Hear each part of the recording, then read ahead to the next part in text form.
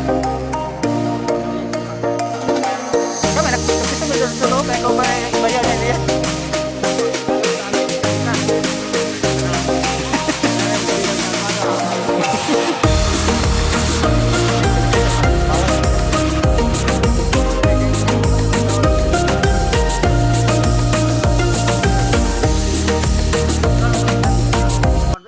Asa nagpita? Happy weekend mga kanter. So ito mga kanter, ibahagi ko ito sa inyo mga kanter. Ito pong area mga kanter ay dito sa may apan ito mga kanter o bundok mga kanter. Dasunahan? So itong area mga kanter ay mayroon itong foot marker. So yan po ang aking mga kasamahan mga kanter. So sa unahan mga kanter ay nandun ang foot marker o tapak ng paa mga kanter. So dalawa itong paa mga kanter, ang isa ay right at saka left mga kanter o tinatawag na tuo o saka wala mga kanter. So itong area mga kanter ay ang ginawa tong isang mga gumahan mga kanter o mga rubber, ng puno ng rubber mga kanter. So punta natin yan sa unahan mga kanter, mamaya ay makikita. So ito po yung mga kanter, yung bato, Asa ang laplapan mo? nilagyan po ito ng isang marka o markahan ng marka ng paa mga kanter. So itong paa mga kanter ay isa yung right, tingnan mo mga kanter, yan po ay right mga kanter na paa. So dalawa po ito mga kanter, ay ang isa ay nasa unahan mga kanter.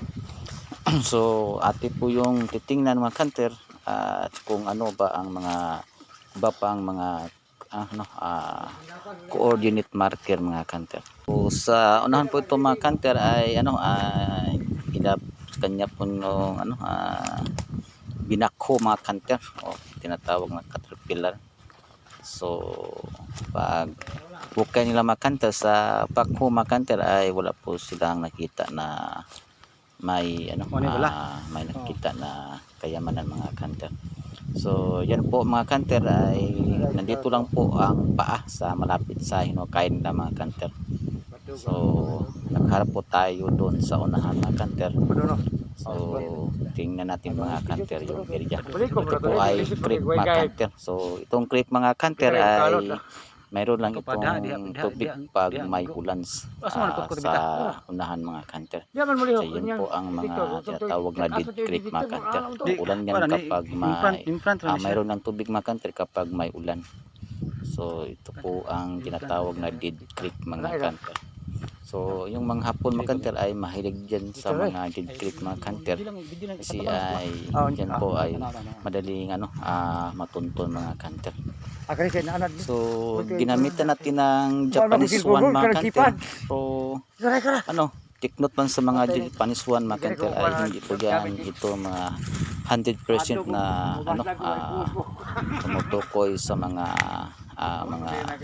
binaon na kayamanan mga kanter. Ito po lang yan ay secondary mga kanter, pero wag natin ay 100% o iasa nitong mga ganitong mga Japanese one mga kanter, kasi itong Japanese one mga kanter ay karamihan ito ay mayroong malakas humigop ng mga tinatawag na minerals mga kanter, kaya hindi niyan dapat inaasahan namin mga kanter.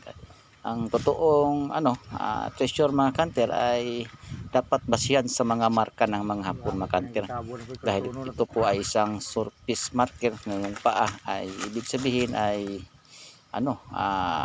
atipang ito ang i-explore sa area na ito mga kanter.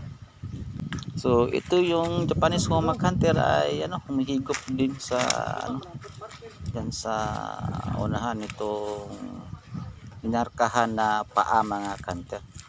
So galing sa paa mga kanter na lip na paa ito mga kanter ay mga 5 meters distance galing sa paa mga kanter. So nakaharap siya mga kanter, pero hindi natin 100% na nandito ang kayamanan mga kanter, kaya ati pong itong i-explore ang paa Dahil ang paa na right mga kanter o lip ay dapat tingnan mga kanter sa mga coordinate marker. So ito yung paa na lip.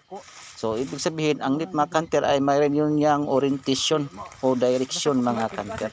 Dahil kapag lip ay magkumpas ka kung saan siya nakaposisyon o doon ka sa lip magdireksyon dahil ang mga kumpas mga kanter o yung mga paa ay mayroon yan direction. Isabay po din muna sa iyang marker. So yan po ang paa mga kanter, yung lip mga kanter. So ginamit natin yung Japanese one ay nandun sa harap mga kanter 5 meters. So yan mga kanter ay mayroon yan direction mga kanter o orientation. Kapag lip mga kanter ay nandun ka sa lip pupunta mga kanter at tingnan mo sa unahan kung ano ba ang mga coordinate marker. So ganyan pa sa mga paa mga kanter. So ito po yung mga coordinate marker mga kanter para itong isang mata na nakaturo sa paa mga kanter. So ibig sabihin yung paa ang ating susundan yung mga kanter dahil ang paa ay yan po ay may direksyon yan mga kanter at mayroon yang orientation sa ating mga kumpas mga kanter. So tingnan lang sa mga saunahan mga kanter. Dahil itong area mga kanter ay hinukay ito ng bako. So pag hukay nila mga kanter ay wala silang nakita mga kanter na Magkapila-kapit na. Kayamanan mga kanter itong nahukay nila mga kanter o hinukay itong area mga kanter. Kasi ibig sabihin yung naglikod mga kanter ay sabi ay nandun daw.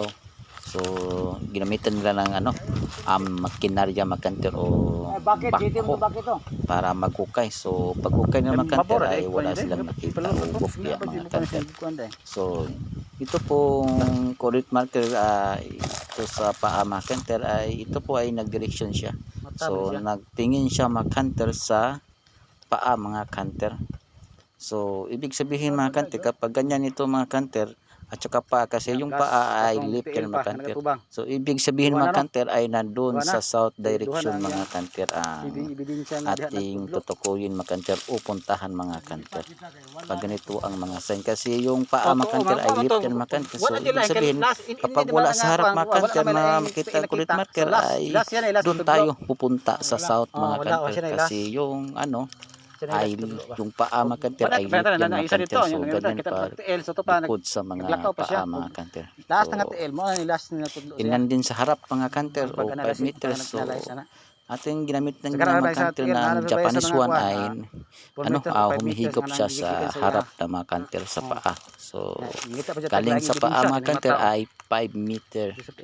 So hindi po natin yan aasahan mga kanter yung Japanese one ay dapat lang ay mga 30% ang ating pagniwala natin sa mga kanter sa Japanese one. Pero kailangan din yung mga kanter yung tamang orientation, marunong ka magbasa sa mga marka ng mga hapon mga kanter. So dalawa itong option mga kanter, yung paa ay lip, so sa lip direction mga kanter. So yung paa mga kanter kung tayo ay pupunta sa lip mga kanter ay sa south siya mga kanter.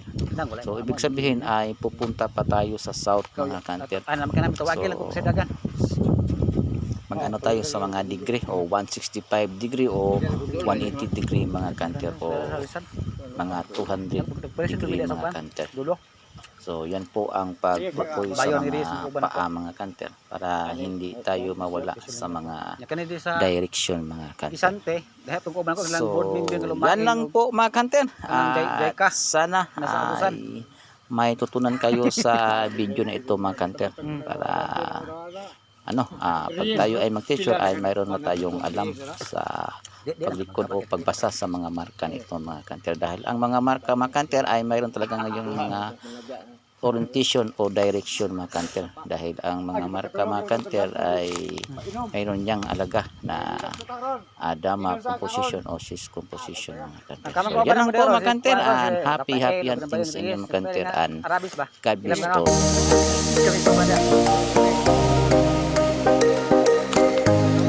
Ayan pala na dan ilit sa kanan.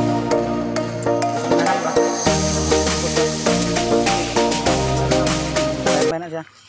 Kami ko ba na ron? Retired na po na siya ron.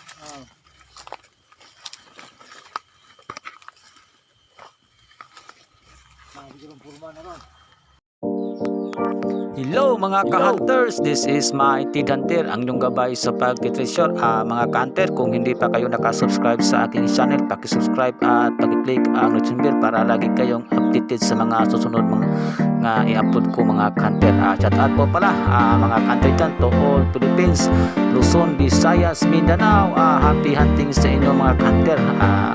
Mga ka-hunter, kung ano mga ka-hunter, lagi po tayo humingi sa ating may kapal na bigyan tayo ng kaalaman o karunungan para ma-cover natin ang mga treasure sites sa ating mga area mga ka-hunter. So mga ka-hunter, shout out po pala sa mga nag-hunting dyan. Palagi lang tayong mindset mga ka-hunter para okay ang ating mga